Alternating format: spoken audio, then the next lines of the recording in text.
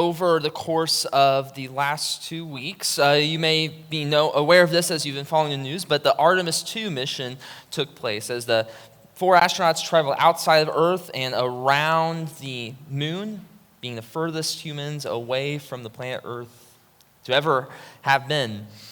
And they're back now. It's been pretty fun to follow their journey and kind of hear the stories and see what's going on these missions.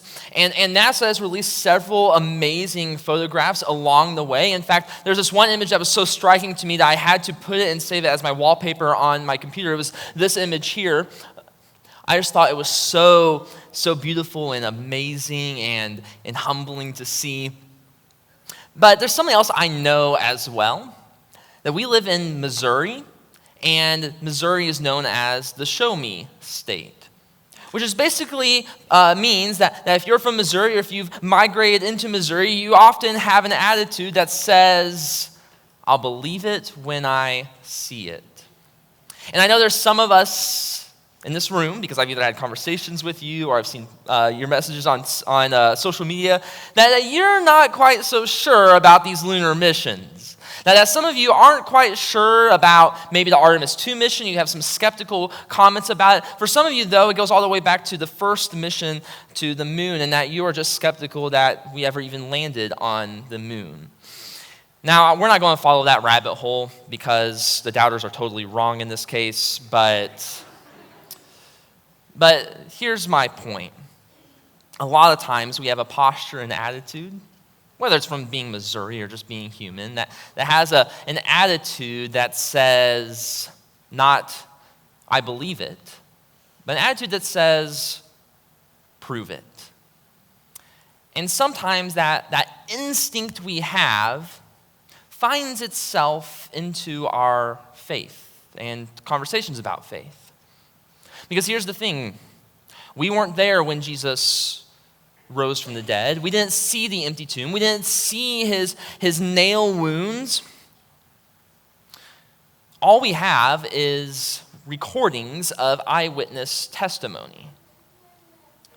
And for some of us, as we think through that, for some of us, we are totally all in. We have no doubts about it. We are totally locked in and believe that. But for some of us, we're like 99% sure.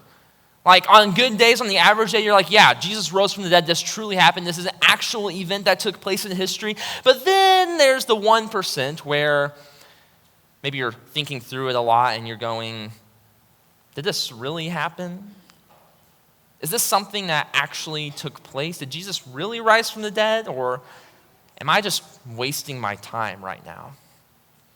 For some of us, though, we moved from doubt and skepticism into complete rejection, where we say, no, couldn't happen, didn't happen, this is not how I'm going to live. In fact, I'm not going to believe this unless Jesus appeared right in front of me. And even if he appeared right in front of me, I'd probably think I'm hallucinating or something.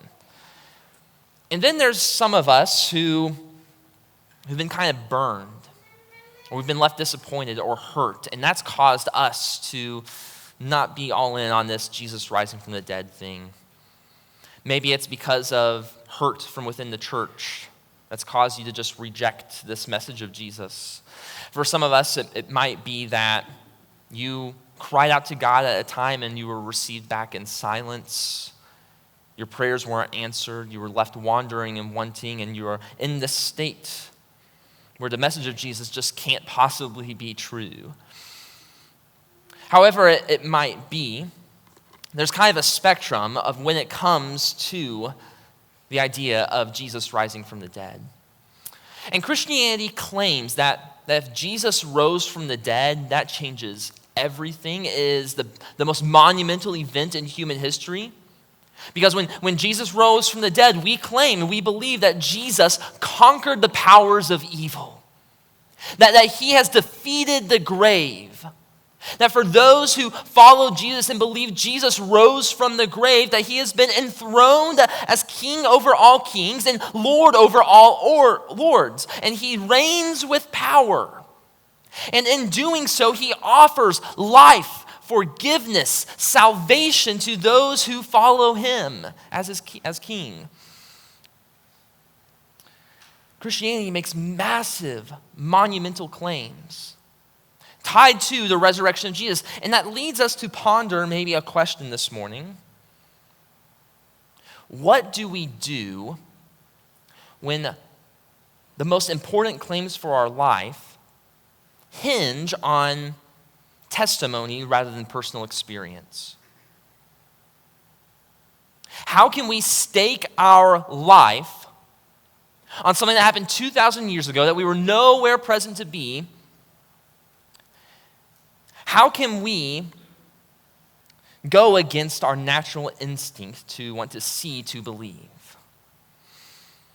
And thankfully, we're not the only ones that dealt with this tension. In fact, there was a disciple of Jesus that dealt with the same exact tension. Last week we saw how some women were going to honor Jesus' body. They go to the tomb. The tomb is empty. They are told by divine angels that Jesus is risen from the grave. And they go and report back to the disciples. And the disciples, they don't believe these women. It's ridiculous. It's nonsense to them. Later on, we find out that the women actually see the risen Jesus as well, that Jesus appears to them. Later on, we also find out maybe a couple hours after this interaction with the women, the guys, the 12 disciples, the followers of Jesus, they're in a room and the door is locked. And as they're there conversating and talking, all of a sudden, Jesus teleports into the room or walks through the door, and they are dumbfounded, they're shocked, they're trying to make sense of this, they're freaked out, and Jesus says, "Peace be with you." And then he shows and reveals and says, "Hey, it's me, look. I got my wounds on my hands, on my feet. It's really me, guys." And all of a sudden, these disciples who didn't believe the women, who didn't trust their testimony, they end up actually believing. They're excited. Jesus truly rose from the dead. He has defeated the grave. All of the disciples believe that Jesus has risen, except for one. There's one disciple that didn't believe yet. If you have a Bible, you can join me in John chapter 20 this morning to follow along and to read God's word with me. The words will be on the screen as well. I'm also using a digital Bible today, and if you have a digital Bible, feel free to join me. I'll be using the CSB translation this morning. But in John chapter 20, we follow a person named Thomas in verse 24 and 25. But Thomas, called twin, we don't know why, it was a nickname of some sort, maybe because he had a twin brother, but we don't know. We just know that he's called twin. Didymus is the Greek there. One of the 12, one of Jesus' closest followers, was not with them, with the other people of that group when Jesus came. So the other disciples were telling him, "We've seen the Lord." But he said to them, "If I don't see the mark of the nails in his hands, put my finger into the mark of his nails, and put my hand into his side, I will never believe." Thomas, he's not in the room when Jesus appeared before these other disciples. We don't know why. Maybe he's off running errands. Maybe he's grabbing some food. But these disciples, they're locked into this room because they're in fear of the Jewish authorities coming and arresting followers of Jesus. So maybe they only sent one out to kind of get intel, go gather resources. We don't know why, but all we know is that they were there and he isn't. And they're so excited because they can finally believe that Jesus did rise from the dead, that this actually happened. And they're sharing with him and insisting over and over, "Jesus was here. We saw his entire body. He ate food with us. This really happened, Thomas." And they keep insisting and insisting. And Thomas is like, "What are you going on about? Those women, they were not speaking right. Are you guys hallucinating or something?" And he keeps going on and on and on. And finally, Thomas, he puts his foot down and he says, "No, guys.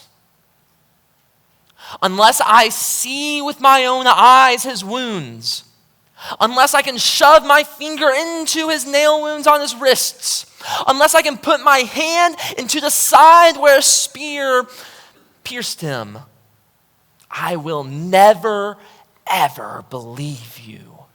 I'll never believe Jesus has risen from the dead. Pretty strong attitude and posture. And church history has not been very kind to this disciple. In fact, he's often vilified with the label doubting Thomas. And that's so unfortunate because it misses the mark on who Thomas is and what John is sharing with us in this passage.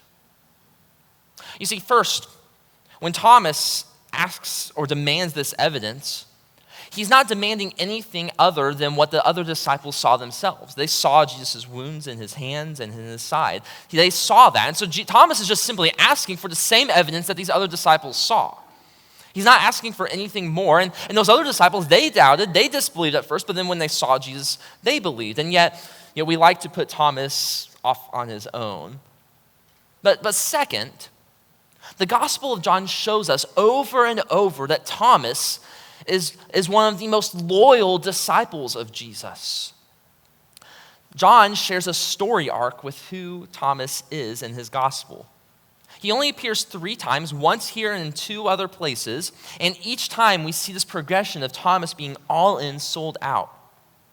Jesus, he's returning to Jerusalem where the Jewish authorities are having it out for him. They are ready, they are plotting to kill him.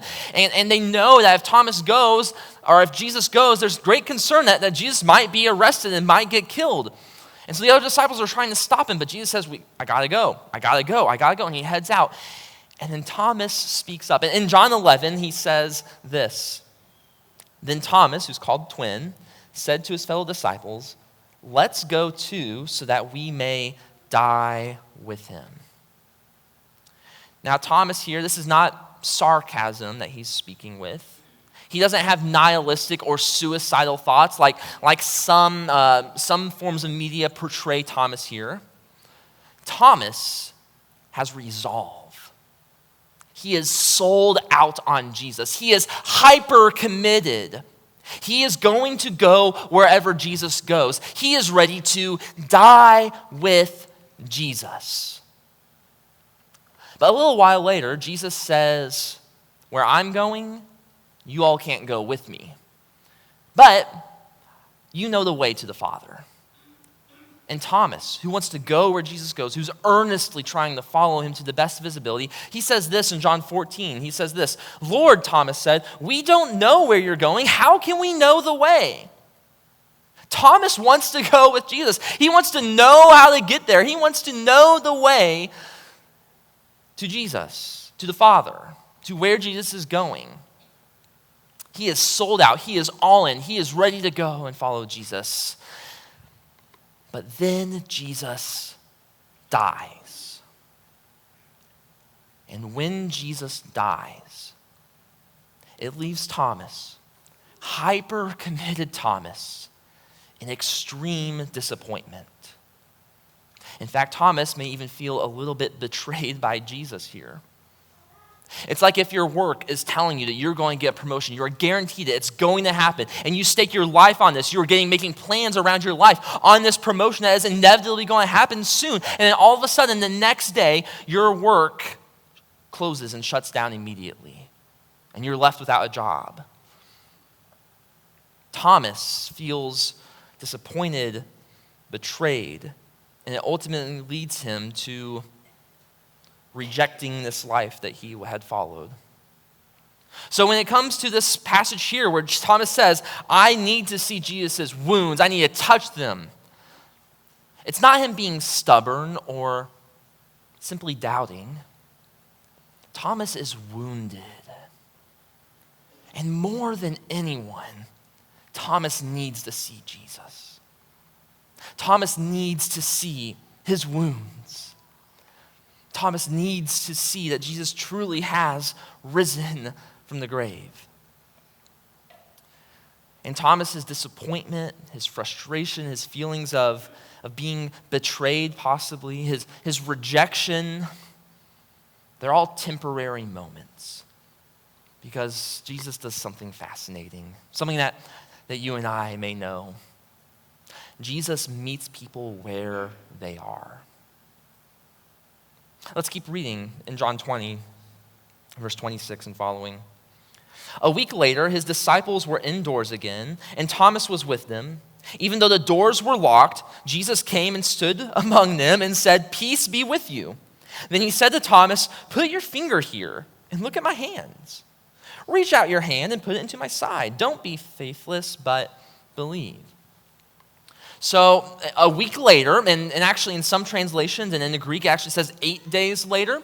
The reason for that is because within the Jewish time counting dynamic, they would always count the current day as part of the week. And so what they're saying is the following Sunday, so a week after Jesus rose from the dead, the scene is set again. It's the same scenario. All the disciples are gathered together. They're in a room that is locked, but this time there's one element different. This time, Thomas is with them. Thomas is in the room. And once again, Jesus walks into the room. Somehow, he either teleports in, he walks through the locked door.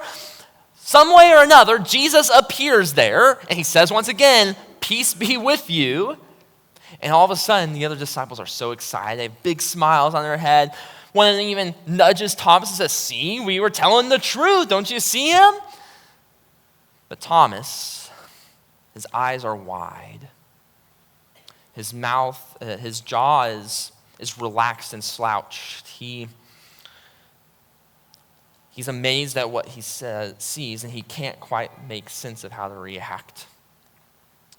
And after Jesus interacts with a couple of the other disciples, he turns his attention to Thomas. And did you see what Jesus did here? He gave Thomas everything Thomas asked for. It's like he went, "Hey, Thomas, I heard that you were asking for some stuff the other day. Well, here they are. You see my wounds? Take a look. Get your eyes real close. Hey, why don't you jam your finger into this nail wound right here? Go ahead, it's fine. But in fact, stick your entire hand up into where the spear pierced my side. Go ahead, Thomas." It's kind of Jesus here is putting Thomas in his place a little bit.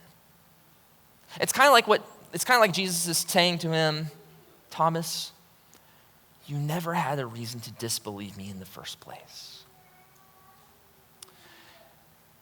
And as we think through this, and as we see what Jesus does here, Jesus, yes, he's kind of correcting Thomas and kind of pointing out Thomas's faults here, but he's also doing something really fascinating, something that reminds us of time and time again, that Jesus meets people where they are, that he goes to them first. I have a son named August, for those who don't know. He's a toddler now. He's about 15, almost 16 months old, which is crazy. Time flies. But as he's in his toddler years, it's been a lot of fun because he's starting to communicate better with us, and we're starting to communicate better with him. But it's not quite perfect. It's kind of a funny game of trying to translate between each other. And August also, as a toddler, he has big feelings. Everything is a big feeling. He has big laughs. He has big smiles. He has big crocodile tears. And his brain is still developing. He doesn't quite understand cause and effect, or doesn't quite understand things because we can't communicate to him and he can't communicate to us perfectly well. He can't speak in full sentences yet. And so there's times where he just has big meltdowns. And it's not because he's hurt. Sometimes it is. He falls a lot like toddlers do. But sometimes it's because he can't quite get that piece of a toy to fit in the right place. And he starts freaking out. Or he doesn't understand why we can't go outside when it is pouring down rain in a thunderstorm, or when it's 15 degrees outside with a wind chill of 1 degree. Or he doesn't get why we can't go and play in the cat litter whenever the cat litter looks so fun to play with. Like August, he just melts down and freaks out over all things because he doesn't quite get it. He has big feelings. He's just a little toddler. And as his parents, we're not going to just lord over him with our arms crossed and said, "Suck it up, buttercup," or "Come on, get better, scrub," or "Come on, dude, why are you freaking out about this?" Instead, what we do, and McCall, she's way better at this than I am. She's an excellent parent, excellent mom. She gets down on her knees, wraps her arms around him, speaks gently and softly and soothes him. and meets him where he's at. And that's kind of like what Jesus does. Jesus doesn't expect us to come to him first. He first comes and meets us where we're at. He will enter our doubts. He'll enter our frustrations. He'll enter our grief. He'll enter our rejections. He'll enter the messes we are in. Jesus always meets us where we're at. But the good news is, he doesn't leave us where we're at. He meets us where we're at so that way he can pick us up and lead us to somewhere better. And that's what he does with Thomas. He comes to Thomas in the midst of his rejection and frustration and doubt, and he meets him with what Thomas wants in order to lead Thomas to somewhere better. And Thomas, as he's watching Jesus and as he sees Jesus speaking in front of him, Thomas no longer needs to touch Jesus' wounds. He no longer needs to come up and grab him.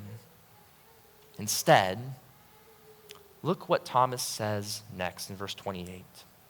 Thomas responded to him, "My Lord and my God." What an incredible reversal. You know, we talk about Peter's confession to be the great confession where he says, Jesus is the Christ, the Son of the living God. And there's other places where people declare things about Jesus. But out of every other announcement and declaration of Jesus in the Gospels, this is the great confession. It perfectly sums up and capitalizes who Jesus is. Jesus is Lord. He rose from the grave and he is King of all kings. He is on the throne ruling in power. He is Lord. He is Master. All things submit to him.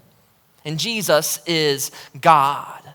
He is the creator of the cosmos. He is the Word made flesh. Jesus sustains all things with what brought life to all things.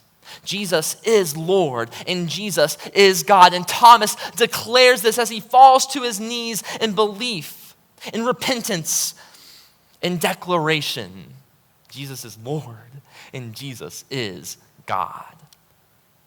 But Thomas takes it a step further here. And this is what makes this confession so great.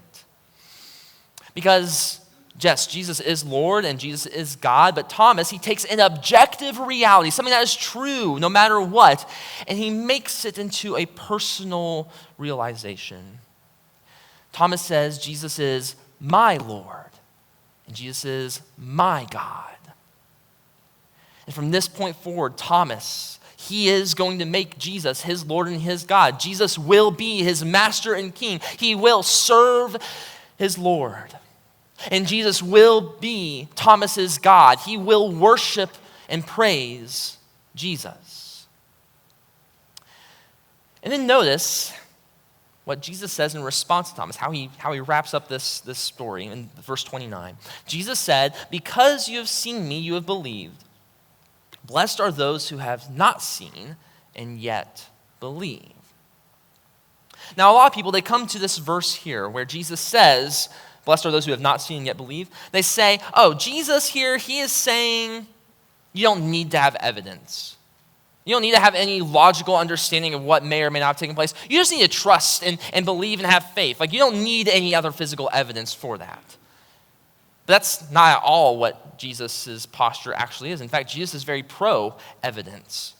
Because up to this point, throughout the entire Gospel of John, over and over and over, Jesus shows signs and wonders to the people to declare and to affirm and to confirm that he is who he said he was, that Jesus is the Son of God, the King from God. Over and over, Jesus makes signs and wonders. So Jesus is not anti-evidence. This is actually more of a mild rebuke towards Thomas, because Thomas was there. He was there for all of the signs that Jesus performed. He was there every time Jesus healed someone's eyes and made them see. He was there every time someone was lame and was brought to walk. He was there when water was turned to wine. He was there when he rose other people from the grave. And Thomas heard the testimony of the witnesses. and yet he still didn't believe. Thomas had every piece of evidence available to him, and yet that was not enough for him. The witnesses should have been the only evidence he needed at that point, but he rejected it in favor of another form of evidence. But by the end, he did declare, "My Lord and my God." And you see, there's many people in this world, back then and today, who don't have the same opportunity as Thomas did. We weren't there to see Jesus rise from the grave. We weren't there to see the empty tomb. We weren't there to be able to witness and feel his nail wounds or his wound on his side. We weren't there to witness that. But just like Thomas, what Jesus reminds us is that the evidence that we need is still there. We have the evidence of the women and the other disciples. The evidence of testimony is still evidence in itself. Like women went to the tomb and witnessed the empty tomb. Women are the ones that saw the resurrected Christ later on. And we would think that if these gospel authors are writing and trying to convince us of a fake story being true, that they wouldn't use women as the first witnesses, because women were seen as unreliable narrators in this time. Instead, we would expect them, if they were truly trying to make stuff up and trying to convince us that something was true, we would expect that the male disciples would have been there, but they weren't. It was women at the tomb. That is profound, amazing testimony. But not only them, but then those disciples, the disciples who didn't believe the women first and did finally believe. And then there's Thomas. And we give a lot of flack towards Thomas, towards who we call Doubting Thomas, but we should praise God and thank God that Thomas the realist was there, because it's his witness and it's his recognition that causes us to have more confidence in this story. And Thomas, who once rejected the witness of the testimony, who once rejected that Jesus rose from the dead, at the end of the day, he could declare, "My Lord and my God." And those words, "my Lord and my God," those are the most important and transformational words that anyone can confess and declare. Because here's the thing. Jesus is Lord and Jesus is God, whether you believe it or not. You see, Jesus rose from the grave, whether you believe it or not. Jesus is enthroned over all things. He has defeated the powers of evil. He has defeated the grave, whether you believe it or not. Jesus is King, whether you believe it or not. And you will have to bow before Jesus one day, whether you believe it or not. But if you do believe, if you can declare, "My Lord and my God," there is a promise that Jesus offers. A promise that you can enter into salvation. A promise that you can enter into forgiveness. A promise that you can enter into life now and forevermore. A promise that you can enter into peace. By declaring, "My Lord and my God." But here's the thing, friends, and here's why I think John and what Jesus is trying to tell us here, it's what we come to next, in this next slide. That Jesus becomes my Lord and my God when you believe the witnesses.